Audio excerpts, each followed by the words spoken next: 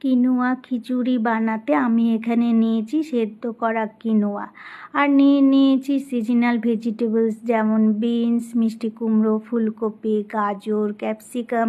এখানে আমি আলুও ইউজ করেছি। নিয়েছি মুগের ডাল ভালোভাবে ধুয়ে পরিষ্কার করে, আদা, তেজপাতা, টমেটো, কাঁচা লঙ্কা যা লাগে খিচুড়ি রান্না করতে। আর এখানে নিয়েছি গ্রেটেড কোকোনাট আর কিশমিশ, এটা কিন্তু অপশনাল।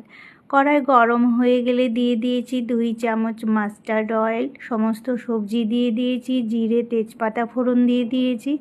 সবজিগুলোকে ভালোভাবে ভেজে নিয়ে অ্যাড করে দিয়েছি মুগের ডাল, গ্রেট করে দিয়েছি জিঞ্জার, কাঁচা লঙ্কা দিয়ে দিয়েছি আর তারপরে অ্যাড করে দিয়েছি সল্ট, জিরে গুঁড়ো, হলুদ, কাশ্মীরি লঙ্কা গুঁড়ো।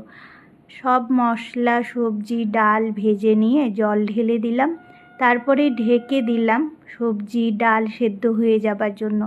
যখন ডাল সেদ্ধ হয়ে গেছে, সবজি সেদ্ধ হয়ে গেছে, তখন কিনোয়া অ্যাড করে দিয়ে একটু নাড়াচাড়া করে ফুটে গেলেই কিন্তু তৈরি হয়ে গেল হেলদি কিনোয়া খিচুড়ি। তারপরে আমি প্লেটে সার্ভ করে দিয়েছি আর উপর দিয়ে গার্নিশিং করে দিয়েছি কোকোনাট আর কিশমিশ দিয়ে, আর সাথে রেখেছি সেকা পাঁপড়। ব্যাস এইভাবেই এনজয় করুন লাঞ্চে অথবা ডিনারে হেলদি কিনোয়া খিচুড়ি।